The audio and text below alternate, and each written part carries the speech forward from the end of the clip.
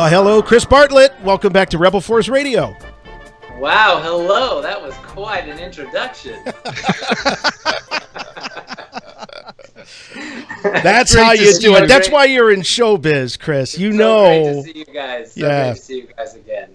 Good to see you. In fact, it wasn't that long ago that my whole family was watching you. We were and are big fans of Lego Masters. My son, Parker in particular, just never missed. He watched every episode twice. So watched it when it was on, and then watched it on tape because he was waiting for the next episode. But how cool to see you on the show. And as some folks that have been longtime listeners know, that you are, well, you're sort of the other half of C-3PO in some ways. When Anthony Daniels is not available, your cell phone rings.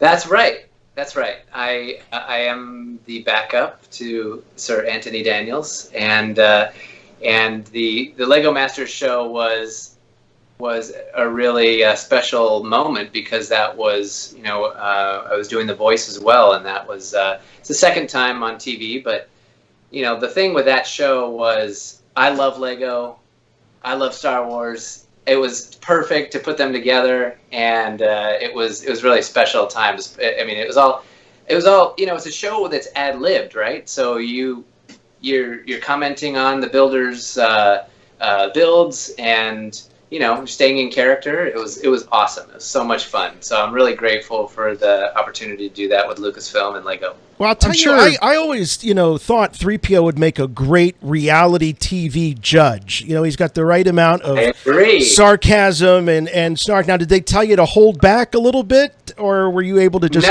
go full on out 3PO?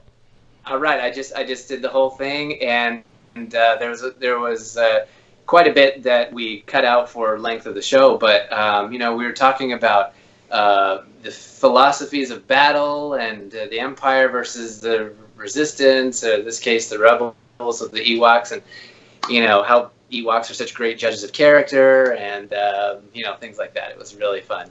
It must be kind of difficult to provide ad-libs for a character that's so ingrained in Star Wars history and in pop culture history in general. Did you find yourself saying things that maybe you went back into the dressing room afterwards and go, oh, man, I don't know if C-3PO would have said something like that? Do you ever run into those situations? Jimmy, this is my 14th year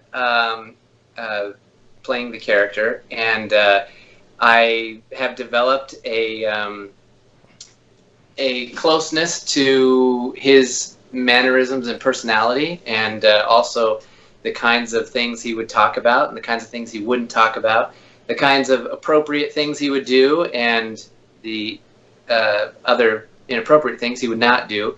Everything that's part of the character I really cherish, but also it's a great responsibility as well to the Lucasfilm family and also to Star Wars fans to keep him, appropriate. And, yeah, for sure. He is all about being appropriate. Yes, very etiquette and protocol is what he's programmed for. That's my primary function. Yes. So anyway, on the show, yeah, right. We just went around and we talked, and of course, Will Arnett is so great at ad-lib too. He's hilarious, and so we just had such a great time. Even when I made little, sarcastic jokes or whatever, he would call that out and say, I didn't know droids could be sarcastic. And I'd say, hey, fine, it's in my programming. That's so amazing. But whatever, it was a lot of fun. The only reason I asked that about using appropriate ad-libs is because I know Anthony Daniels, when he would be presented with copy, script, what have you, for any project, he would go through it with a red pen and correct things in the script. 3PO wouldn't say fingers, he would say digits and things along those lines. Yeah. So tell us a little bit about how Anthony Daniels took you under his wing and trained you on the right way to portray 3PO. Anthony's instruction was more about the motion and the animation of 3PO, his mannerisms, and he a little bit of the voice, And oh, sorry, just had a curfew alert. Anyway, and so it was more about the motion that we talked about. The rest of it came from just studying reels and reels of him as 3PO. He did in 1986, 1987, the original Star Tours. He did a whole media kit that interviews as 3PO. And so I watched all those as well. And he has I really tried to be true to that character in that way. But he did for sure instruct me on isolating all the movements, the in person. We met probably 2 times about that, 3, and then performed together several times, as you showed a picture there, right? And that was at Disney World when he appeared for the first time in public or on stage with C-3PO. And because he is C-3PO. Yeah. We all know that he is C-3PO. And so this was a really special, this is on YouTube actually, a special moment that Disney had written. And so he and I rehearsed this show, and it was like emotionally, it was really special for me, because I just, growing up with this character and now to be rehearsing with him as his character that he built, it was really special. So if you find it on YouTube, it's really cool. But anyway, yeah. So we talked about timing and how we move and things like that. But the things that we talk about, that 3PO would talk about, I just kind of developed over the years as working with Disney and Lucasfilm. Chris, reading a lot. Anthony is, as you say, he is C-3PO, and he feels very very close to that character. And you talked about the emotion a little bit ago. He does, especially now in sort of these later years, he gets emotional. He talks about this character, such a part of his life, such a part of who he is. Now, you say you've been doing this for 14 years, which is a heck of a long time. He's been doing it for 43, 44. Right. Do you ever find yourself, because you said you found this great electronic press kit where it was Anthony as C-3PO, and it's outside, of course, of the familiar dialogue of the films that we all know and love and can recite in our sleep. Do you ever find yourself searching for how he might say this type of phrase, or how he might act in this type of moment, and do you continually search out reference footage of Anthony as 3PO? For sure. We have a treasure of Anthony's work, in animation, in games, and stories and film. And so, there's so much that he's talked about and that he's explained as 3PO. So that's really special to be able to have that. And I'm so glad that fans continue to be able to hear Anthony's voice and see him in the costume, in the film, latest film. And so, yeah, there's plenty to draw from. As every person that you meet as well, in every situation, you have to come up with what he would say. But again, there's plenty to draw from. Now, I have gone into recording sessions where they will have written a script, and I'm not being, I'm not trying to be overly, critical or anything. But I do, if they say something that's not what he would say, I just arrange it how it would be. So like if they say, one time there's a McDonald's commercial where they wanted him to say, in between the Attack of the Clones movie and Revenge of the Sith movie, and we, I said, I don't think that's how that. Lucasfilm was there with me, but I just spoke to them. These are adventures that 3PO and R2 have. So to him, I treat them as their historical, events that have taken place. And so you're keeping it in canon, right? I mean, you're not breaking the fourth wall. Right. These are characters. I love that because, Jim Henson was like that with the Muppets. It was never, Frank Oz as Miss Piggy. It was Miss Piggy was in this movie. And I always thought that was so great when they treated characters like that. Yeah, exactly. And so whenever I would meet, I don't have to do this, but when I'm backstage or something, whenever we go to do a filming, whether it's a TV show or a live event, well, they're all TV shows and I'm appearing there live, but when I appear, I always, the director usually says, "Hey, Chris, why don't you, put on the legs and then come out and we'll talk to the, meet the cast and stuff like that." And I say, I'd really rather the cast meet 3PO for the first time and not meet the guy in the costume. I love that. And what that does as a member of the cast is they have a real magical reaction to this character, Anthony Daniels' character, and George Lucas's character. And so when they see him for the first time, it's like we did on Lego Masters. They did not see 3PO until they saw him in real, in that shot. When they turn around and 3PO's walking down the runway sort of to where they are, that was the first time they met him. And so I find that creates a more of a real what we kind of call a real emotion, so that the audience will feel what the people on the show are really feeling, and it feels really genuine. Totally. And so the first time they meet 3PO, of course he's talking to them and how he would talk and what he would talk about, and so it makes it very special. I had one opportunity once to actually troop with the 501st. It was the first and only time they ever let me put the armor on. And I have to confess that at first I was a little, this is 13, 14 years ago. I was a little shocked, maybe even put off by how, at the time, I thought precious they were. About this is how troopers walk, this is how they act, this is how they move. It's not a comedy show for them. And I was a podcast guy, and I'm like, okay, this is ridiculous. I'm 5'3", and I'm in a stormtrooper costume. But they still didn't let me get away with any shenanigans. And then I didn't realize how important that was until I was at the mall with my family, and the mall Santa was there. And he was just stuffing his face in the food court with his food, and he looked like just any other guy. Yeah. And all of a sudden, I got it. It. And so as you talk about the responsibility of the character and walking out on set, and even if it's just the camera guy and the producer or the director, how important that is for them to really meet the character. And I really, really appreciate that, not just about you, but about all of the costuming organizations and everyone, and all of the great performers or PR performers that Lucasfilm has. They take these characters very responsibly.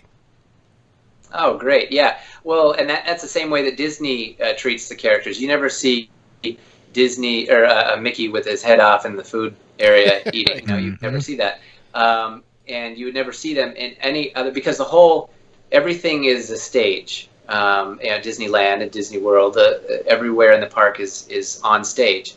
And so, anyway, that's how we treat it. I try to make it special for people, and hopefully it translates across to the audience too. I remember being a kid in early 1978, and I wanted to stay up late to see R2 and 3PO make their appearance during the Academy Awards. Oh, yeah.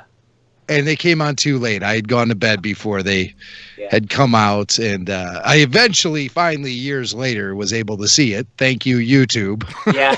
But and I did see the photos of 3PO wearing the bow tie and everything, and I just thought that was so cool. And so fast forward decades later, and 3PO makes another appearance at the Oscars. Yeah. But this time it's not Anthony Daniels inside the gold plating, it's you.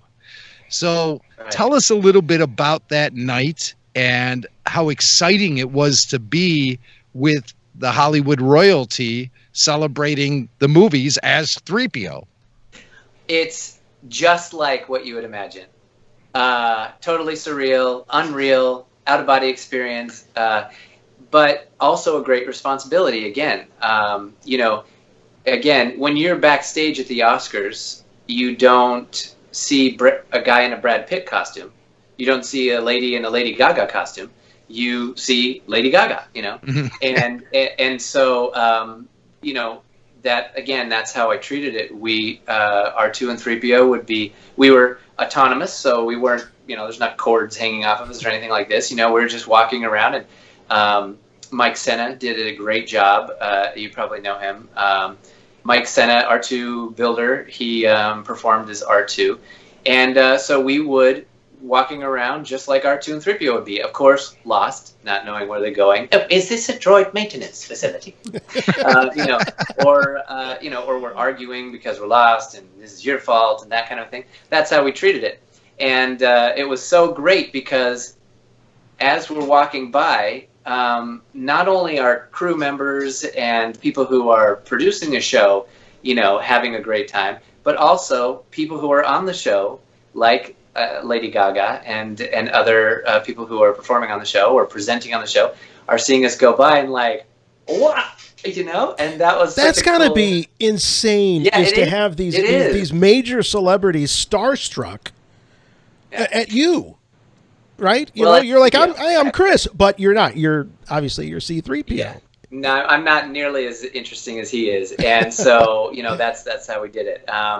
And so I had a dressing room, and also Lee Towersy, was there as well, and Matt Denton, and Josh. These guys are the guys who ran the droids for the sequel trilogy. Right. Lee ran R2 and Matt ran BB-8. Right, that's right, and so that's how it worked, and it was so much fun, but when they're getting me all ready, we're doing our last looks. We are getting ready to go out on the biggest stage in Hollywood, as far as I'm concerned. That was a weird moment, and my wife Rachel was there. She is also an actor and a costume expert as well, as she was also a Disney performer for many years at Disney World in Florida. And so she was there to, put on the head and everything. And then right before we went out, I just said, I couldn't do this without you. And it's a really special moment. And then I went out. And Anthony had recorded all the lines. I had they had given me the lines, and I just planned all my animation to match everything that he said, so that it was all timed and correct. And so we did it, and it was fantastic. And then some reason they threw Chewbacca in at the end. His growl, it didn't appear or anything. It's just a weird felt like a blooper moment. But anyway. Well, he was up in the announcer's booth. Yeah, that's right. Clearly. Right. He was, the producers. So anyway, it was really special, and we did a really shout out to John Williams, who was in the audience after receiving 50 awards. But there's just so many people who run that show, so many talented, amazing people that were so kind and warm to us droids who are human after all. You didn't get a chance to walk the red carpet, did you? Not as C-3PO. Oh, okay. Because he was a surprise. Oh, I see. Surprise. However, I did bring a tuxedo, and I did say, "Hey, Ray," my wife Rachel, we should go walk the red carpet. And she was like, "No, I don't think we should do that. We shouldn't. We'll get in trouble." I said, "We have a badge. I had a badge for Chris Bartlett and a badge for C-3PO, and I had to wear them both wherever we went." Anyway, so we got to do that together, and since then we've got to walk many red carpets together, and just again a surreal, a dream come true to be part of the Star Wars family. That's awesome. And you and Rachel, you guys work so well together. Beyond just being an awesome married couple, you guys make C-3PO come to life. I've seen her a few times assisting you behind the scenes. One time I was even there and got to assist a little bit. That's Rachel right. Obi-Wan. Rachel Obi-Wan, that's right, yeah. It was a thrill for me to be able to help suit you up in that gold-plated armor. Let me tell you. Oh, that's cool. It was really cool. And Rachel is just great. So tell our listeners how you two met, because I love this story. Oh, okay. Well, I was on contract through Lucasfilm at Disney World for Star Wars weekends.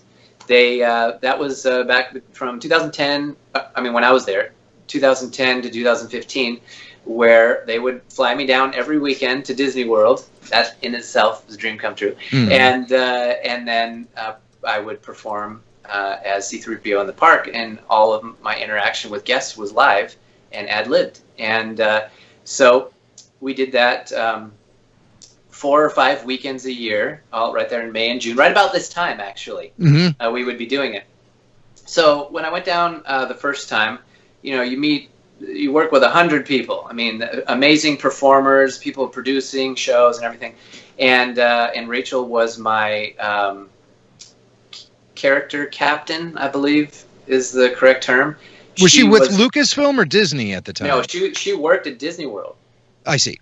Right, and so she was a character performer, and you'll have to talk to her about that. She's has played tons of characters, but the one that is most notable is the Big Cheese. But anyway, but in this role as character captain, it was her job to make sure that I was on set on time, that I was taking my breaks on time, and that I was supposed to be going where I was. Some people would say she was my boss. Anyway, so that's how we met. But I just met her and 100 other people, and then we didn't talk again until the next Star Wars weekends a year later. And so we became friends, and then we just started talking more, and then eventually we started dating, and then a couple years later, then we got married, but in Orlando, and so that was it. But it's a very Harry and Sally, a very Harry and Sally story. The first time we met, then the second time we met, then we started dating, and yes, right, yeah. She was played Mickey and Minnie, and I played C-3PO, and so that's what our wedding cake looked like. Now Minnie and C-3PO, yeah. That's awesome, and we have so much to talk to you about, Chris, including The Mandalorian. But I got to ask you. This is kind of selfish of me. Got to ask you this question because I've always wondered this about Anthony Daniels himself, which is, now you've been doing this for 14 years, right? Yeah. And as we all get older, we all start to expand in places, not the right places, and in places. Yeah. Is there a 3PO diet? How do you stay so fit that you're able to stay in that costume? I don't know for the life of me how Anthony Daniels has done it all these years. Yeah. Anthony has said that he is in the gym every morning at 6:30. And there's a certain diet. You eat a cupcake, you feel it. Oh, that's a little too much. But I mean, I'm blessed with high metabolism, and I also watch what I eat. I have a donut maybe once a year.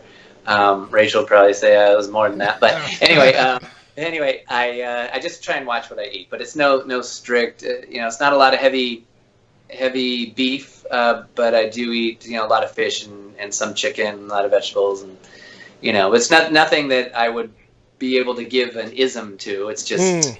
All right. I was looking for a little marketing hook there, that maybe the 3PO diet, that could be the next big book, the next big wave. That to Anthony, his next book.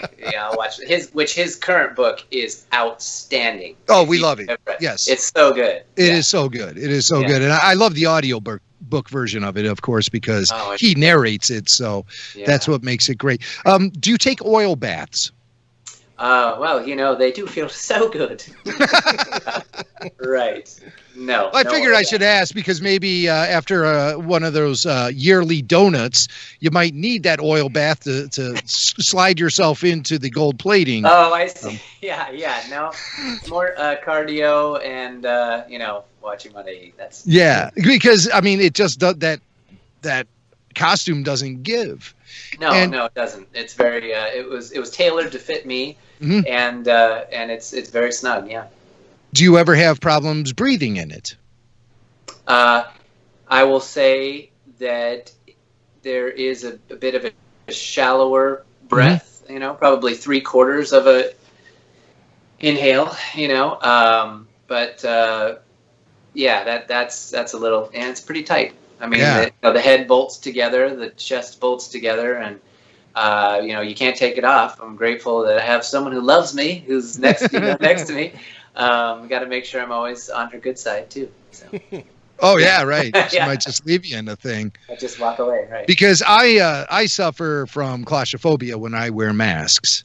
And I could only imagine that once you're inside, he's using a 3PO mug too. That's you're surrounded with 3PO stuff. Oh, look at that Lego 3PO. I think maybe he's so cute, isn't he? Oh, adorable.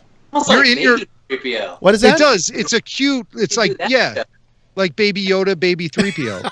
Very similar. Very similar. Two brothers from a different mother. You're in your office right now. Yeah. I see some memorabilia behind you. Yeah. Can you kind of show us what you got in there? Is that possible? Yeah. Well, you can move the camera if you want. I'll move the camera. Go ahead, just to take us. Just go ahead and point it around. And okay, so this is. Whoa! Wait, hang on. Whoa! I'm back. Is that a 3PO head that you would actually wear? Yeah, that's the one that I wear for television. Wow. And you mentioned claustrophobia. Oh, hang on. Claustrophobia. Right. So those little black dots in the middle of the eyes are all that you can see through. Mm-hmm. Oh, wow. But as a performer, you look through those and focus on what's outside. Okay. So you focus on the people's faces. You focus on their emotion and their reaction. And you focus on your surroundings. If you focus on just what's inside the helmet, kind of Iron Man style, you will start to feel a real kind of claustrophobia. Mm-hmm. So you don't want to do that. But anyway, other things that are here are there's a poster from Celebration for Mandalorian. Right.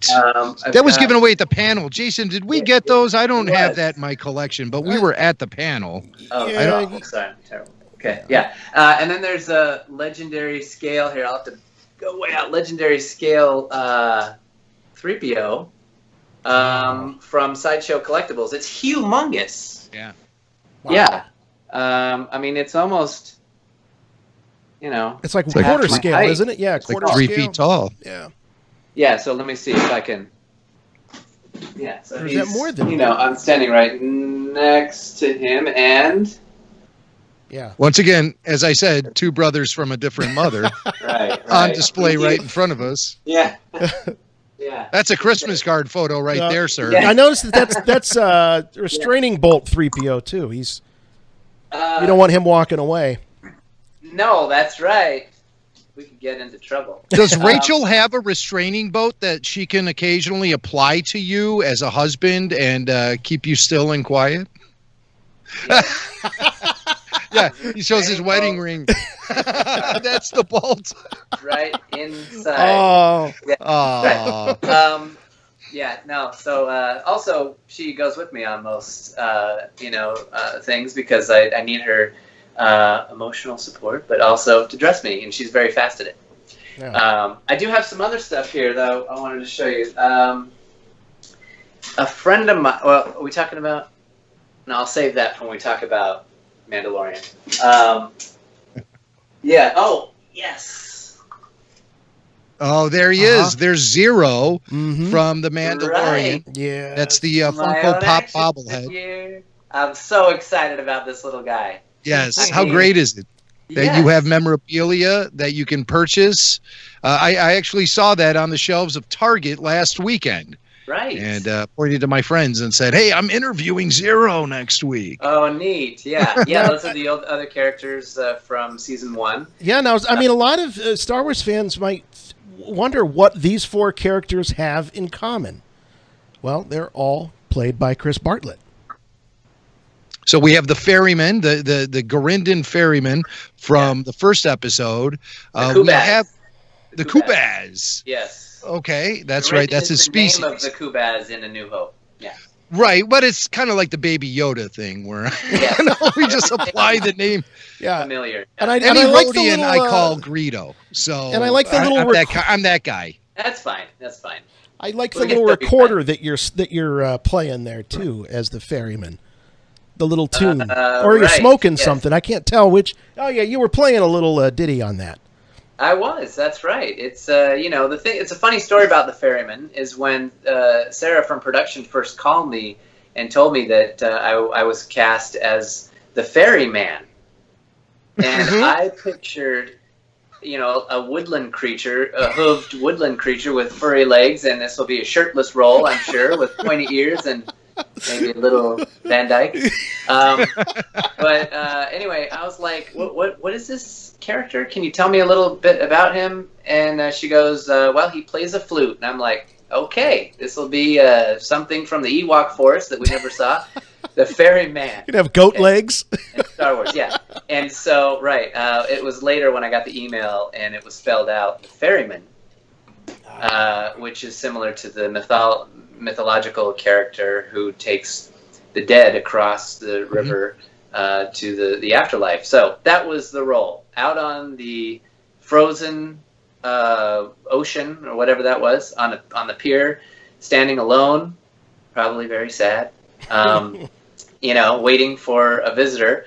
And now I get to do my job. I get to call over a speeder for the Mandalorian, and he doesn't want it. He's like, no. He didn't want the droid. Right. Yeah. The droid driver was offensive to him. Right, it was. He doesn't like droids, which we found out later, and so that was very special to be part of that as well as Zero. It's kind of ironic because a droid did guide his escape craft through the lava river to help him escape there later in the season. Right. And then the droid had to sacrifice himself. And then, of course, the IG droid also helped the Mandalorian survive later. So he evolved from episode 1 to later in the season for sure, as far as his acceptance of droids. But back to the ferryman. There's a couple of things you had to do physically in this role that, I mean, just the mere coordination it took to raise that flute or that recorder, whatever it was, up to the snout must have taken a few tries. I am so glad that you appreciate that. Yes. I know it was harder than it looked. Because I'm looking out the goggles and I've got to, the take is I have to put the flute up into the snout, which I can only see straight out. I can't see down. I certainly can't look down inside the snout. On top of that, I had to catch the credits. That was the second physical act you had to do. But it's all in one shot. I had to catch the credit and then raise it up to the snout. Okay, so another funny story about that is the practicing with everyone around, everyone waiting and watching as I rehearsed this, putting the flute up the snout. Flute up the snout. Flute up the snout. And it's like, it's the family show. I'm trying, to illustrate. You're trying to, without looking, put it up the snout, and you're missing. You're here. You're there. You're front. You're back, behind. And everyone's laughing. And so. I keep missing the target, do you, Chris? Is that it? You keep just stay on target, right? So I had to, practice and get a look. Okay, in my mind, it's about there. Okay, got it. All right, it's about there, right? And so we did it, and it worked out. Made it in the show. It was fine. Thankfully, I didn't have to also memorize the little song. They added that later. Oh, good. Or you didn't have to actually play it through the snout, which would have been probably an act of physical miracle. Right. So obviously, you shot that within the set known as the volume. Right. And so tell us what it was like to walk onto that soundstage and see that miracle of technology surrounding you 360 degrees. Right. Well, it's exactly, again, how you would imagine as a fan stepping into this in this surreal room where you see all the way to the horizon of this frozen town, outpost, whatever. You have the wind is blowing, you have ice is blowing on you, you have to step onto this wet pier that's frozen and has water and snow on it. That was my very first day of filming, actually, was that scene. And I'd been watching all morning the Mandalorian walk out to the pier with his tracker, and doing that and watching it and just going, I can't believe that we are doing this. That after 40 years, I was done pretending in a cardboard refrigerator box, like I'm in a cantina or in the cockpit of a ship. I am now in Star Wars. And again, I felt a real responsibility that I do this right and don't make this look goofy, and make this look like how you would imagine in the original trilogy. And so that first step up onto that pier felt like it was in slow motion, and I get emotional thinking about it, like stepping up onto that pier and the Mandalorian standing there, and it was just really, really special. You would feel the same way. I mean, as a fan, it was just how you would imagine it. I would crap my pants in front of everyone and have to excuse myself from the set. And they probably would have never let me back in after that. Well, but it would have been worth it anyway. You could play a character in the cantina. You'd smell bad. I mean, the best, or it could be best just part the about tallest Jawa ever. Yeah, that would work. Yeah. I want to know when this came about. I missed this Christmas album, The Hits of the Ferryman, available at fine music stores everywhere. Baby, It's cold outside. I'm so lonesome I could cry like a baby. Heart on ice. All I can do is cry. There's a freeze frame from the Jay Giles band. That too. I just made that for a friend, and then I posted up there and thought it was funny. But anyway, great. Right? Yes. Handpicked all those songs. Yeah, he was. It's lonesome out on the and when you're as an actor, when you are playing a character, you have to pretend like it's actually happening. You have to. It has to actually be happening. So, I had my fan moment when I stepped up onto the pier, but you are actually, and the volume totally helps to make you feel like it's actually happening. I mean, and I'll tell more about that when we talk about Zero, but you actually have to be the ferryman, and you are actually calling over a speeder. Thankfully, they had a real speeder that was on a gimbal, just like in A New Hope, that swung around and was right there, and it just makes it so real that you don't even have to pretend. I mean, it's really amazing. Chris, do you feel that the fact that a lot of what you do as a performer is in the real world, does that make you perhaps less inhibited as an actor because you're so used to being a character all the time? So it's not a whole lot different than when they're running video on a TV show like The Mandalorian, or you're playing 3PO on Lego Masters or something like that. Does it give you a little bit more, I guess, courage or less inhibitions? Yeah, that's a great question. I will definitely say it's like I've been rehearsing every time that I go do something, or especially in the real world. The real world, like any of this is real world. Anyway, but yeah, that's a great question. It's just as an actor, when you think of experienced actors who have been doing this a long time, they're used to pretending and used to making a character real and that it's actually happening. And so, I just feel like I've been really blessed with 3PO to develop, those all those years of practicing, acting, and so that was, that's a perfect question, because when I got up there, I I have another story too about Werner Herzog, but he told me what time it was as far as acting. Yeah. No kidding. Tell us the story. Well, on The Mandalorian, when as you're in between shooting, there's a table where you're eating crackers and grapes or whatever, and so we were both standing there, and I knew who he was. Werner Herzog, incredible, renowned director and writer and actor himself. So I was trying to relate to him a little bit, as an actor, and I just said, I said, wow, isn't this exciting? Because that's just my personality. Mm-hmm. Yes. And he goes, this is serious. We are playing characters, breathing life into characters who don't exist otherwise. This is serious. And I was like, yep, that's just what I was thinking.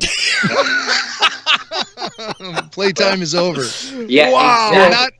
You're not on the convention floor anymore, sir. Oh. This is not playtime. And that was I shortened it, but that was 2 minutes with this man that was, like I said, a master class in being on a set. I mean, he was so awesome. I couldn't, that's something he could, just do that whole master class, system, lesson, whatever.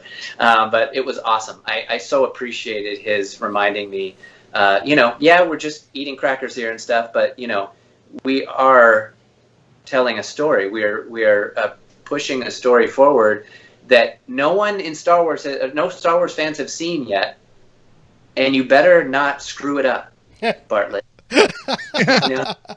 Chris, something tells me that two things happen at that moment. You might have felt maybe your enthusiasm get a little sapped a little bit, but on the other side of the coin, it may have applied a razor sharp focus to you. Oh yeah, exactly. Yeah. That what you're saying the second, because I felt like I am empowered to do what needs to be done. Do what needs to be done, or what needs to be done, whatever. I just felt like that's all I needed to know, and I'm so glad that it was. It was probably like my third day on set, probably. He was awesome. I'm so grateful to him for that. So when you signed on for the Ferryman for episode 1, were you also aware of the fact that you were going to be able to continue with the production in a few more episodes, playing Zero and the Death Star droid, the RA-7 droid? Yes. I always call him the Death Star droid. I know. I do. Thank you, Kenner. Yeah. Yeah. Thank you, Kenner. Right. My very first call was actually to come do a screen test, a fitting, and a screen test for Zero. Mm-hmm. And so I went down to Legacy Effects. I got to see Brian Mathias's design, the illustration of him, the concept art of Zero with the crew from episode 6, so they just. I went down, and I just put on the top half, and as soon as we put it on, I just made sure that I was trying to become the character as much as possible. So I just figured, like, bounty hunter droid. Okay, my dream come true. A droid, I can do droids. A bounty hunter, but I've always wanted, I've done Boba Fett as a fan. I'll just mix those together. He's kind of looks like a bug. I'll just try that. And so I walked through Legacy Effects to the filming area, and there's people working on stuff. I just walked as this kind of bug Boba Fett droid, and would look at people menacingly just as I strode by. Just hold my glance on them, and I really got a good reaction from people who were like, "Oh, that looks cool." So I was good. I was glad. So we did the screen test. I kind of moved when I thought he might move. I had a weapon I would as if I did like an action shot and looking around like I'm searching for something. And then they said, okay, thank you very much. We will let you know. And then the next call I got was for the ferryman. So I thought, oh, okay, I guess I didn't get 0. Okay, well, still doing the show. That's great. And they were like, oh, no, you got 0 too. They didn't tell you? And they were like, oh, I'm so sorry we didn't tell you that. I was like, hey, no apology. I'm fine. That's great. Yeah, so I did ferryman, and then I did 0 as well. So what a dream come true. It was awesome. Well, how about it? And then, of course, 0 actually, he appears in episode 3 as part of Grief Karga's gang. I don't know if that's intended to be the same droid character. Right. But for me, it is, because I love the continuity. And then we get to episode 6, and you're a member of Bill Burr's gang. And that's a meaty role for you. That is not just one scene, but you are present throughout the entire episode and pivotal to the entire plot of the story. Right. So tell us a little bit about that and the experience of flying the Razor Crest and being part of this wicked bounty hunter crew and interacting with sweet baby Yoda. Yes. Well, the child is. This is a safe zone. You're in a safe zone where Baby Yoda is not only appreciated but encouraged. Okay. Well, just so you know, when I was filming, nobody called him Baby Yoda. They called him Baby. The baby. Called him the child, the baby, whatever. I hear the baby a lot in the behind the scenes stuff. I know that Deborah Chow refers to him as the baby constantly. Right. So the baby is acceptable. Yes. Yeah. She calls him baby. Anyway. So he is as real as he appears on the show. In real life, that's how he looks, and you're able to see that in the Disney Gallery Star Wars: The Mandalorian show. The most recent one, about practical effects. Features a lot of the behind the scenes of Baby Yoda and what brings him to life. Right, and I didn't realize that Werner Herzog had said to them, don't be cowards. Yes, embrace the baby. I didn't know that. So when I was there, I just treated him as he's a real character, and played a game of hide and seek. He won. Anyway, but with a little help, of course. Yeah. So he, his big eyes are real. He's blinking. His mouth is moving. His hands reach out, and all done by multiple, as you saw in Disney Gallery, that multiple super talented and coordinated effort by these super talented guys from Legacy Effects who are puppeteering. One gentleman is performing the eyes, one is performing the head, and the ears, one is performing the arms, and so they're just an incredible team who make it all look like it's really happening, and which makes it again so great as a performer to work with the baby, because it's so easy to pretend. You're not looking at a green sock with, there he is. Oh, look at there he is. Oh. Baby Yoda has joined us here. Green screen. Oh, sorry. You gotta Oh, that's. I can't unsee that. No. Well, anyway. Baby Yoda is here, and he says what? He says it was a pleasure to work with you. So there he goes. It's time for him to take his nap now. Sweet Baby Yoda is down for his nap, but he does say it was a pleasure working with you. Oh, I lost you there, froze. But anyway. Sweet Baby Yoda says it was a pleasure to work with you. Oh, well, hey, sorry I almost killed you. I would have gotten away with it, too, if it hadn't been for that metal teenager. Anyway, so he was really very realistic and just incredible to work with. Very talented Chris, young man. Yeah, obviously, you're a lifelong Star Wars fan. It's sort of what got you into this.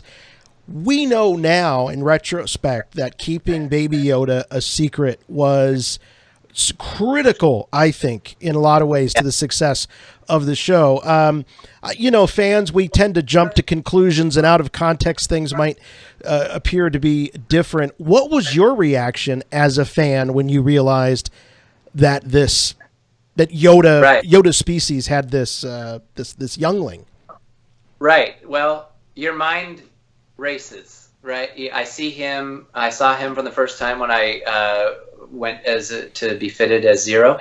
I saw him there at Legacy Effects, and I was like, what is that adorable little thing? I don't want to say what I thought, because I don't want people to take this out of context. It's everything you're wondering, Yes. like, well, does he have some connection to that species that we know as Yoda? Is he, is this some kind of time traveling? What is this? I have no idea. And I still don't know, honestly. Right. And I'm glad I don't know. I don't want to find out until I watch it on the show, whenever that is that we find that out. So yeah, it's pretty amazing. But yeah, I think Mr. Favreau is keeping those cards close to his chest. I'm glad, because there's so many rumors swirling right now, and there's things that you see. And I really kind of wanted to see that stuff, we will see it revealed. But I've seen things I can't talk about. That are, without any spoilers, are you going to be appearing in season 2 in any way, shape, or form? Well, I'll just say I can't wait for you to watch the credits. Nice. Nice. So I'm very, very excited for season 2. Well, Did you do the voice for Zero?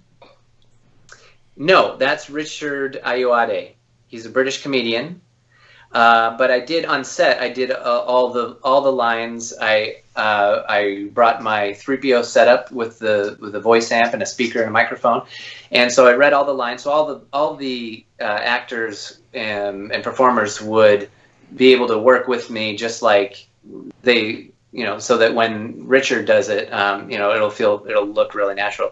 But he did an awesome job. I loved his take on it.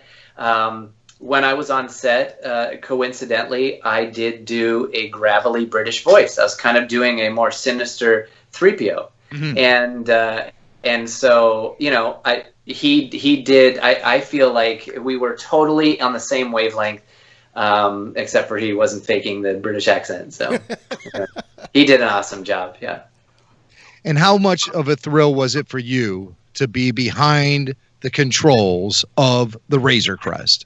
Okay, again, flashback to 1977, 1978. My dad saves, the refrigerator cardboard box or whatever, and we're, decorating it inside with switches and everything, and you're pretending you're flying through hyperspace. Okay, so the day finally came. That was like one of my final days of shooting as Zero. And so all season I've been like, when am I going to get to fly this thing? I mean, gosh, I'm just, this is what the climax of this performance. And that day was, Deborah Chow said, all right, Chris, why don't you go get familiar with your cockpit? And I was like, okay, see you later. See you in about 6 weeks. So I went, and it's exactly like it's on the show, all the buttons and everything lighting up, and they all function. You're flipping them on and off, and you're pushing the buttons and everything. And so that's what I did. I just tried to get really comfortable with my animation and also with all the controls. And I got really good at using the double fly sticks. Where I'm flying like this back and forth, and then when it comes time to shoot, they're like, "Oh, you're a droid, so you're just gonna." You just kind of jack into the controls with a scomp link, and I was like, oh, okay, well, that's fine. I'm still happy to do this. But anyway, so yeah. Well, hey, at least you had buttons that really pushed, exactly. And knobs. Poor Harrison Ford, when they were making the original, nothing moved in that cockpit. It wasn't until I think Force Awakens that they got him a joystick that moved. Oh, really? I didn't realize that. Right, yeah. So Anyway, it was incredible. The other thing was I was situated. The Razor Crest cockpit was situated in the volume. And so you can see this, since we've already talked about the volume in Disney Gallery, and you've seen John standing in front of hyperspace, all the stars extending into infinity. That's exactly how it was. And when I would say, it was cued on when I would say, jumping to hyperspace now, and then it would go, and so it wasn't like I had to time my, what I was saying. It was when I said it, if I paused and then said it, or if I, whatever, it was timed. They had a guy who worked hyperspace. Wow. And it was so real for me. It was so great. I'm surrounded in the cockpit and what looked like 360 degrees of space.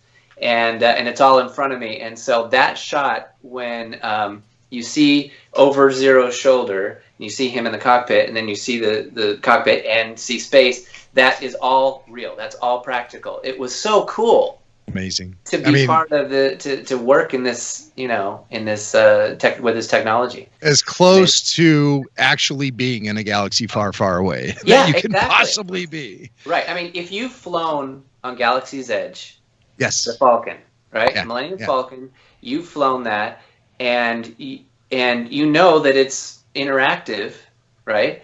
And you can see stuff happening all around you. You leave the docking bay and everything. It feels just like that. I mean, it looks. I mean, that fans get to experience what it was like to for me as Zero. I mean, it was the same. Felt like the same thing. When you were on the set and acting with the Mandalorian himself, were you acting with Pedro Pascal or one of the stand-ins like Brendan Wayne, John Wayne's son? Who was on the set more frequently? Well, I worked with both. Mm-hmm. I worked with Brendan Wayne, John Wayne's grandson, and I worked with Pedro. I will say that Brendan was on set a large amount of my filming.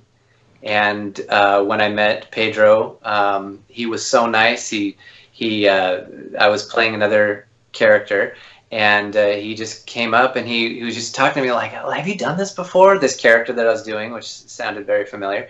And I said, oh, I mean, I'm an actor. I've worked with Lucasfilm for a long time. He's like, oh, by the way, I'm Pedro. And I was like, oh, I'm Chris. Nice to meet you. But, I was like, everybody knows who it is, But, so he's just a down-to-earth guy. It was really cool. Anyway, so Brendan, who we know has done he's the body and he's the gunslinger.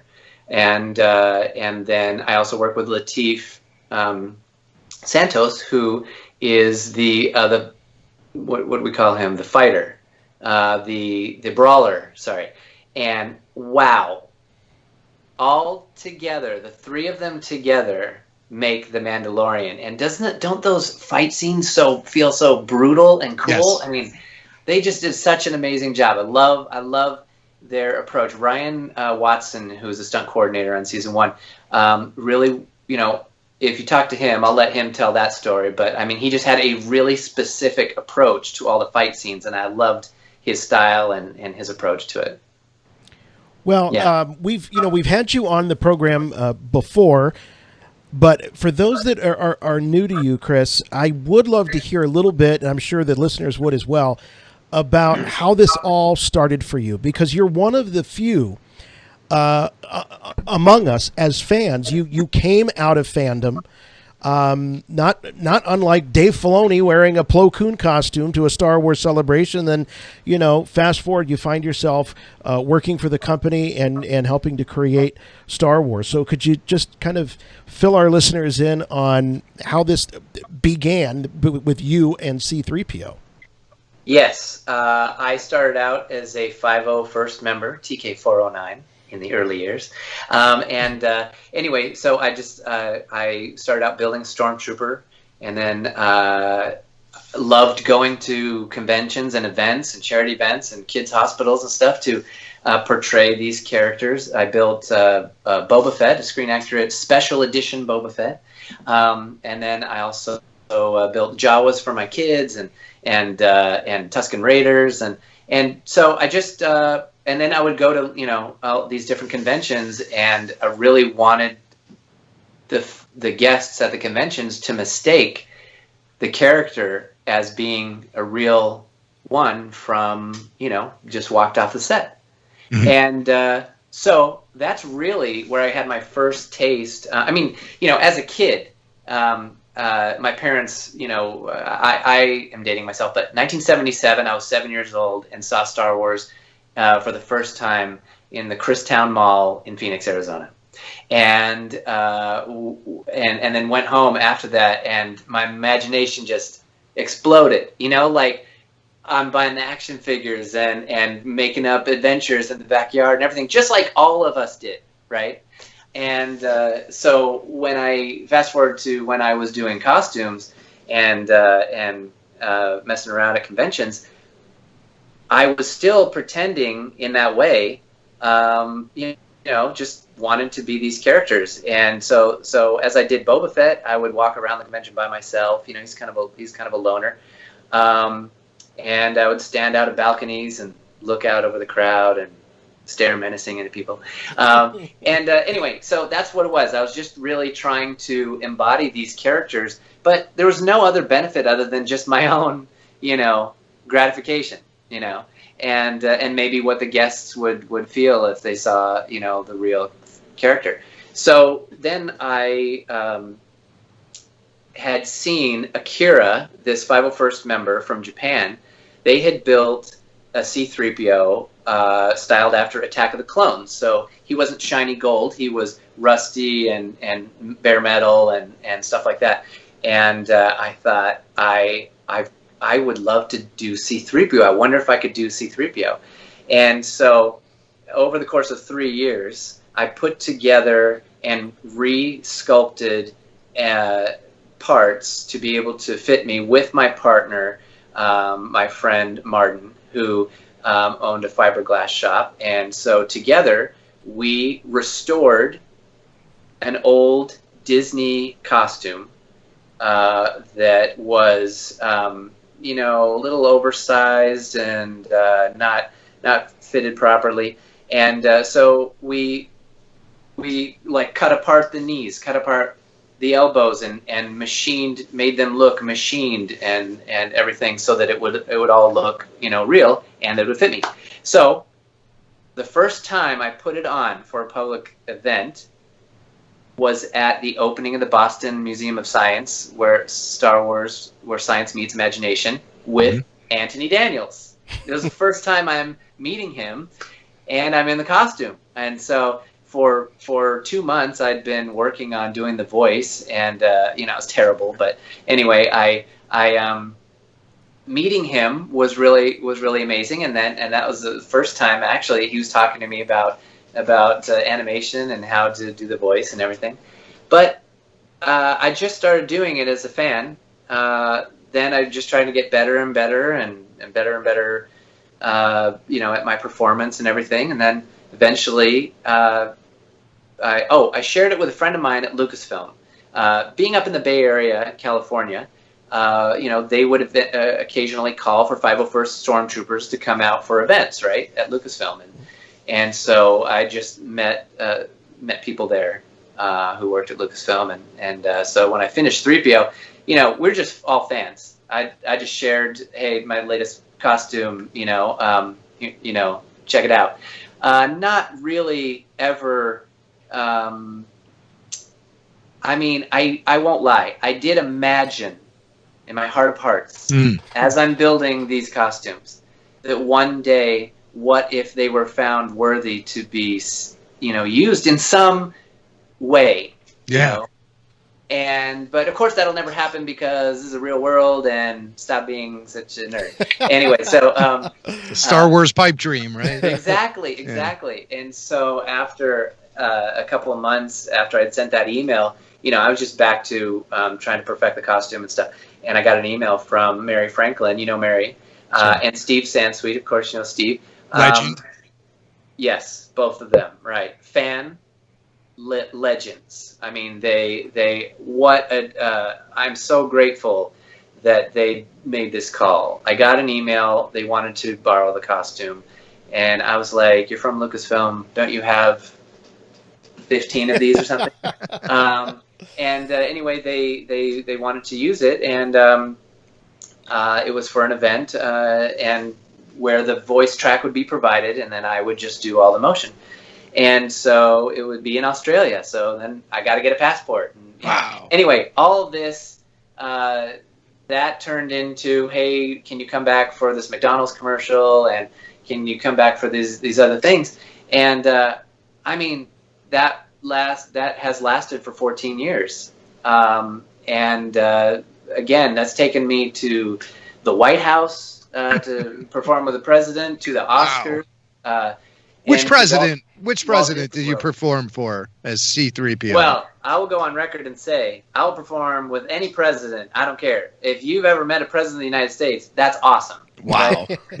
But I performed with President Obama, and I never. Who's a Trekkie, by the way? Let's just be honest. We got to keep it real here.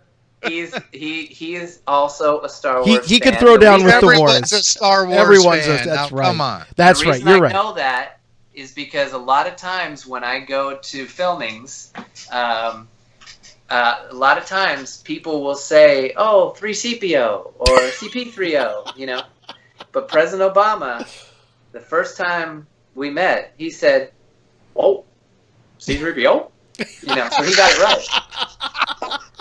Can I get on the elevator with you?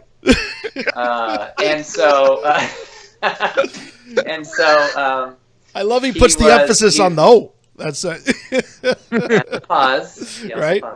Can I get on with you? Anyway, he said, C3PO, can you sit next to me? And so I'd stand next to him. And anyway, and so all Can you that sit? Can you sit in that gear? Sorry, he said, can you stand next to me for the photo? Yes, right. Yeah. But can you sit in that gear? Oh, I have photographic evidence that Nice. suggests that if you've ever wondered how C-3PO sits, it's about as comfortable as you would imagine. That's a nice lean you have going there. Thanks. Yeah, that's it's funny. Yeah, I have to have a couch wherever I go. No, I'm just kidding. Sure. So what did the president say to you then after you took that photo with him? Well, first he just said, he asked me to stand next to him, and he said, "Oh, can you say something to Michelle for me?" and I said, "Why, it's our pleasure to be here, Mrs. Obama. Wonderful. Thank you for having us." And then we all started laughing. And then, I didn't laugh, but I can't. I'm not supposed to. Secret Service is around, and so then we took a photo, and then we left after the event was over. And then I was like, "When are we going to get that photo?" Right. And a year and a half later, I finally got the photo. And so I couldn't share it or anything like that. It's on my wall in my room there, but at home. But anyway, it was awesome, incredible. We got it right here. So this is C-3PO at the United Nations hanging out. No, that's not the real photo. That was another event. That was right. 3PO saving the world. Utter destruction. We could use his powers right now. Anyway, how about it? Yes. It all came from love of Star Wars. I'm a fan just like you guys, and then somehow there's this weird tunnel that I went through that now I'm in Star Wars, and it's like I said, just how you would imagine. Totally surreal, and I'm so grateful to be able to work with such amazing people. Chris, they say you can never go back home again. Are you able to attend fan events like conventions and still go out and troop as a 501st member? Or is that sure, just yeah. you still do that? Well, we haven't had one in a while, Yeah, I mean, I've done. I'm trying to think of when the last one was that I did, where we did 3PO. But it's always with, usually with Chris Sanders, who is my buddy, my best friend, whole galaxy. We've been doing this together from the beginning. He was the first one who suited me up, and then decided I got to build an R2 to go with us. And so he built an R2, and we ended up getting cast at Star Wars weekends together, and then and all the commercials together and everything. And since then, I've worked with other R2s, like Mike Senna and Michael McMaster. But Chris Sanders is my best friend again in the whole galaxy. He is. You see him in one of those pictures. That was at Star Wars Celebration. Oh yeah, Celebration. That was the last one I did as 3PO in Chicago. That picture is Rachel suiting me up, and also Sanders is in the room, and he helped me as well. And then we just went around the floor as the droids, just like we have been for years. And hopefully people just see it as the droids and don't know who it is. But and I would love to continue to do that, and I probably will still do that. Whether it's 3PO or as other characters. In fact, speaking of other characters, a friend of mine, Tim Sullivan, who's also a C-3PO fan performer, recently put together my very... Oh, no, he's got the Zero head. Zero head? Is this cool or what? Oh, wow. That is amazing. And this was done by a fella named Boone, who is Skylu 3D Props. He modeled this only on screen caps of the film. No kidding. And I gotta say, whoops, It's falling apart. Yes, well, he's not fully assembled. He was disintegrated. Yeah, But anyway, so he modeled this. They 3D printed it. Tim cast it for me, and so we are working on my own full-size Zero costume. That's awesome. Wow. Now, as the guy that wore the real thing, what grade do you give him for for just having screen grabs? Oh, this is incredible. I mean, this is. I mean, he doesn't have the back on because I don't have it attached. But anyway, this is incredible. This is right on. Wow. I mean, there are small details that. I mean, I was not. Because of my role, I'm not supposed to share secrets, right? Right. But I mean, he got. I would say, Boone, you did about 93%. Right. I mean, it's right on. It's so good. How do you see out of that thing? Well, just like in the movie, in the TV one, I got to cut out the eyes, and then we have mirror lenses that we put in there. Oh, I see. Okay. Yeah. So, but on the show, I also could see right out of here. Out of the little grate that's between the eyes there. Right. That's where you could see. Yeah. So I'm so excited. That is my next costume that I'm working on, and and it will be fully realized, head to toe, and we'll be wearing it at the convention, and no one will know it's me. You're living the dream. You're living the dream. The classic Empire Strikes Back bounty hunters, but I'm really looking forward to being at the next convention and seeing members of the guild all assembled. That is going to be a very cool moment. Yes, for sure. I mean, when you're talking about you're talking about the group from the crew from episode 6 or the Mandalorian. The Mandalorian. Well, the members of the bounty hunter guild, that works for Carl Weathers. What's his name? Grief Karga. Grief Kargas. Yeah. I mean, there was a bunch of them. There's a lot of them, but Zero was or that costume was in that episode as well. And when we're filming this, we don't have a lot of time to rehearse. We just do it, and we just do it over and over. And so in between takes, I'm rehearsing, and I'm staying, because the cameras are always rolling. You have to just assume that, because we see like behind the scenes, there's always going to be stuff, and it was a pretty serious set. There wasn't a lot of like goofing around and dancing and stuff like that. And so we, I just not with Werner Herzog yelling at everybody like that about how serious. I said, we're not with Werner telling everybody how serious you got to be. I'm sure it wasn't a fun set. This is very serious. This is. Yeah. And so, so in between takes, I was still pretending I'm in the shootout. That's that scene, the shootout. You only see this costume a couple of times. Yeah. But in it, while I'm doing it, I'm behind some crates and stuff like that, and I'm still practicing. Like, how do I want to move? How do I want to? I'm a bug droid. How am I going to shoot this? I can't pretend like I'm hefting a weapon. It has to be like a machine with no, with ultimate strength. You wouldn't have to. So anyway, I was just practicing all that in between, and same thing when I'm flying in the ship. Even when they say cut, I'm still like pushing buttons and just trying to get to know this character better. Because like I said, Star Wars fans are going to see this, and you want it to feel realistic and in universe with these characters. I just love this galaxy so much. I love the characters. Like when we get the new films.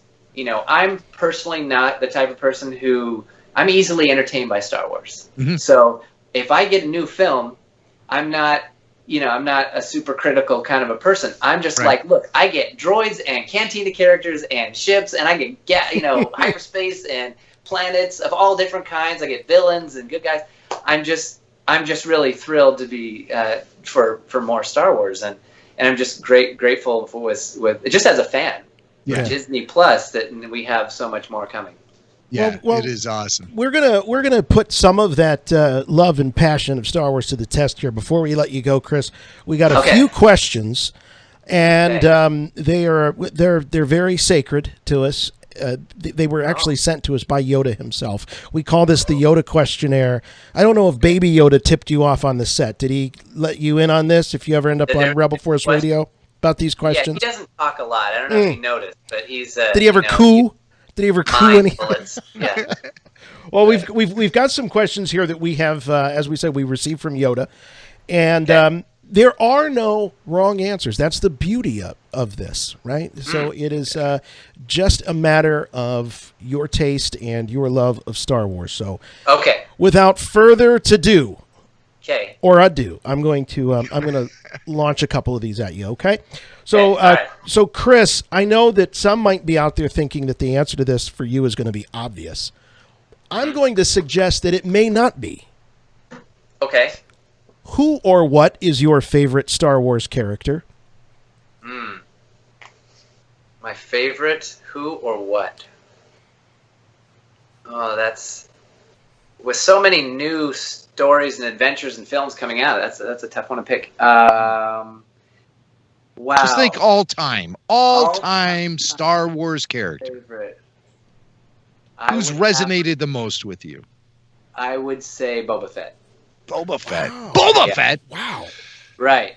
Good answer. I wasn't expecting that. Because I also think it's the first time we've heard that answer as a favorite Star Wars character. Despite how popular the character is, usually people are drawn to the Hans and the Lukes and the Leias and know. Okay. No, I mean, Boba Fett, from when I first saw him in 1980, Empire Strikes Back, I mean, just captured my imagination. And what I love about him is he has so little to say that your imagination runs wild. It's just like when remember when there was 3 years between each movie? Yeah. There was a time there where your imagination would go nuts. And I really credit George to creating an entire generation of imagination-rich people, because we did have that time in between. We weren't so saturated, you know what I mean? And we had the action figures, to further our imagination and the stories and the adventures in our minds. But anyway, same thing with Boba Fett. The beauty of him was he said so little that there was so much mystery about him. And I really love, characters like that in the Star Wars universe. That's why Mandalorian was so received so cool as well, because it was like, who is this guy? What, I will admit, when my kids saw the episode when Mandalorian was unmasked and we got to see Pedro Pascal, my son goes, "Oh, I wish they hadn't taken off the helmet." And I was like, "Oh, I feel, the mystery." But I know what he's talking about. Yeah. The mystery of these characters is so cool. So yeah, Boba Fett. How old are your kids?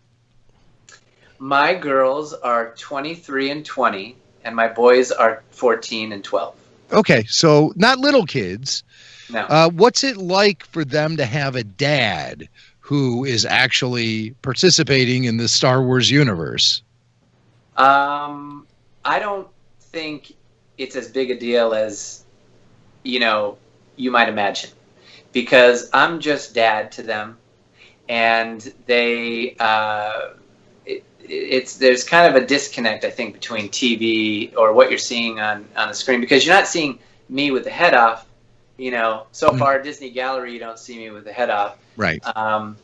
And so, I think there's a little bit of disconnect. But their friends, though, friends are like, "That's crazy. Your dad is on Mandalorian." And my son, Hudson, was like, my dad plays Zero. And they were like, "No, he doesn't."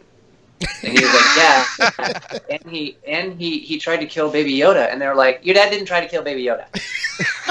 And he was like, it was so sad, because he came to me and he was like, "Dad, my friends don't believe that you tried to kill Baby Yoda." It wasn't like my kids don't, or my friends don't believe that you're Zero on The Mandalorian. They're like, "My friends don't believe you tried to kill Baby Yoda." It's so funny. So then you pulled out one of Baby Yoda's fingers and said, "Show this to your." Jason, how dare you? I know. He has a necklace. Yes. Yeah. Here's your Baby I'll remind Yoda. everyone, Zero failed. Yes. I was at the edge of my seat thinking that Zero was going to make off with Baby Yoda, and we'd have to wait till next week to learn the fate of Baby Yoda. I was horrified at that notion. So actually quite relieved to see you get blasted to bits there at the end of episode 6. Yes, I was, great. sir. Yes, I was. I don't think I could have handled that 7-day period of wonder and fear for sweet Baby Yoda. I couldn't handle it. Well, think about it. That was the second droid who tried to harm the baby. That's true. IG-11 was the first. Right. Yeah. And so, it's it's a small club. All right, Chris, got another one for you if you're ready for this. What Star Wars moment always makes you smile? I have it. Hang on. Oh, no. Okay, wait. You're going to have to edit this part out. Hitting pause. It is. Oh, gosh. And every time I watch it, I'm like, that part always makes me smile. It is. We'll take a break right now so you can go back and watch the original trilogy and the prequels and the sequels. Right back, folks, with more Rebel Force Radio and Chris Bartlett in about 9.5 hours. Yeah. Right, I apologize. That's all right. Anyway, well, there is. I can give you another one. Give me another question. I'll give you another question. It's sort of along the same lines, but what Star Wars moment always makes you sad? Is there a moment that just chokes you up a little bit? I know there's no crying in Star Wars, but yeah, that's a great one too. Yoda wrote these questions, so don't blame me. They're all, blame Yoda. That's okay. Yeah, I will. What's cool about Star Wars is there is so emotion in it. Yeah. And it makes you feel, so much emotion. I think, for instance, when in the latest Star Wars, this really got me. In Rise of Skywalker, there's 2 C-3PO moments that made me feel the most emotion recently. And that was when 3PO turns to R2 and says, I think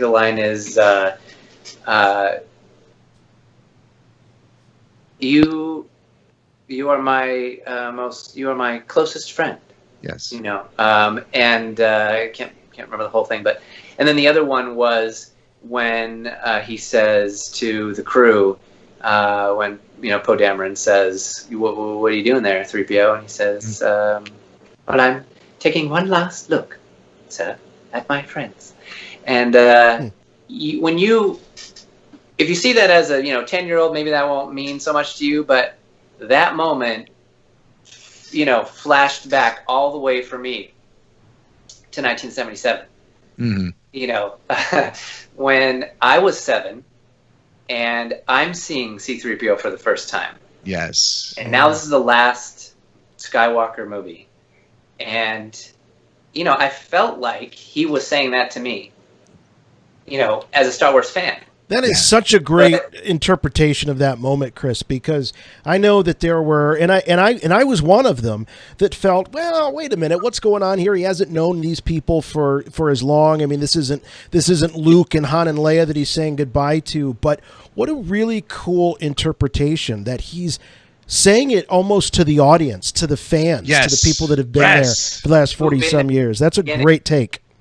Yeah. Yes. Yeah, that's what I meant. Yeah. Was it different experience for you to watch The Rise of Skywalker, 3PO having a much larger role in this film than he did in the previous 2 sequel films, on top of your experience portraying the character as essentially, I don't want to call you Anthony Daniels' understudy, but definitely the fill-in for Anthony Daniels, the one and only fill-in for the character C-3PO was watching him having so much screen time and so much dialogue in the final Star Wars film, kind of an emotional experience for you.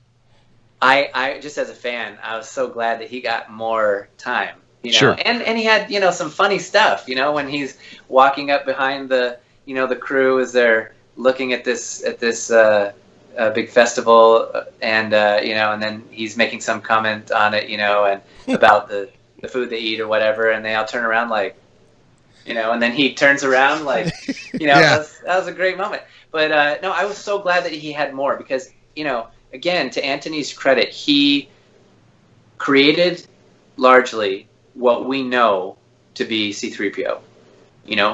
Liz Moore sculpted the original costume. George thought him up. Ralph McQuarrie, concepted what he would look like. And Anthony did his work very hard, as we know, from reading his book, I Am C-3PO, The Inside Story. He worked very hard to bring that character, to make him a living, believable machine character.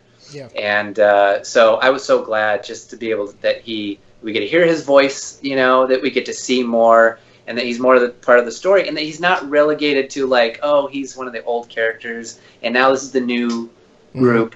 I was really happy that he really got what I felt like, a really nice send-off there in Rise of Skywalker. All right, I've got one more question, and I'm okay. Very excited to hear your answer on this one, all right? So, let's say there's another Star Wars movie to be made. Okay. You're cast in it. And it is. Thank you. Yeah, I can't wait to tell my wife. Call her now. Not only are you cast in it, but George Lucas is directing it. Okay. So, new Star Wars movie, you're in it. George Lucas directing. What would you like to hear George Lucas say to you, Chris Bartlett, as he yells, "Cut" on your final scene? Wow. All right, we'll see you next week for episode 2. I think that would. That's spoken like an actor right there. I want the next gig.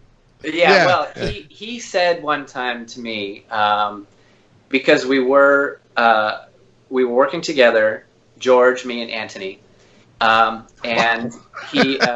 I know. Wow, I mean, just that alone is wow. The moment it was when we reopened Star Tours, the new one, and it was at Disney World, and George, and hopefully Anthony won't hear this part. George was standing. It was George, Anthony, and me as C-3PO, and he goes, 3PO, why don't you come stand by me? And I was like, okay, So I was standing. So then it was George, and I was standing between George and Anthony, and I just wanted to lock arms and go, all right, guys, here we go. But it was just cool that George, called me 3PO. Yes. And he directed and also, you. He was directing you. That's exactly what I went home and told all my friends. George Lucas has directed me. Anyway, so yeah, that was and also Anthony, after we did our show together, the live show, he was very kind. His wife was very kind. Christine said to me, Chris, you did such a good job. You did a wonderful job. And Anthony said, well done. That was well done.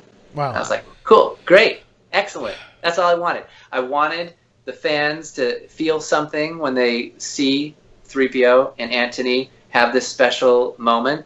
And I'd already, I just felt so blessed to be able to do it with them. So, well, I think that qualifies as the Star Wars moment that always makes you smile. Okay. Yes. Yeah. That's your answer. I love it. I will say that. Yeah. Perfect. Well, Yes. it always makes us smile, Chris, when we get a chance to talk to you. It's been far too long. What a great time it was to catch up with you and hear these incredible stories. You are a wonderful ambassador to all the fans through your connection with Star Wars, and just couldn't be happier for you and all the success, and to see you now in The Mandalorian, and we heard rumors that maybe you're in season 2. But couldn't happen to a nicer guy, I can say that. Oh, Jason and Jimmy, thank you so much. I love you guys. I love what you bring to Star Wars fans on Rebel Force Radio. I mean, you bring this connection of Star Wars and the magic of Star Wars to fans that, like I said, we're waiting for more, and so it's so great that the content that you bring to them is so valuable, and you've done it so long. I can't believe we've been doing this as long as you 14 years. So about That's as long amazing. as you've been 3. Oh, we got started at the same time. We sure did. Not a coincidence. No. Well, as they say, Chris, this is the way. This is the way. Yes, sir. All right. I love you guys. Thank you so much. For Thank having you. me. If you want to Take follow care, Chris brother. All of our Bartlett, best to Rachel, too. yes, I'll if tell you want her. to follow Chris Bartlett on social media, you can find him at Chris Bartlett. At Chris F. Oh, excuse me. Yes, at Chris F. Bartlett, like Michael Right. J. Fox. Chris F. Bartlett. What's the F stand for, Chris? The F stands Fett? for Floyd. My middle name is Floyd. Floyd. Oh, Named after right. my father. Yeah. Excellent. Awesome. Chris, thank you so Yeah. much. Take care, my friend. All right. Take care. All right. Bye-bye. Bye.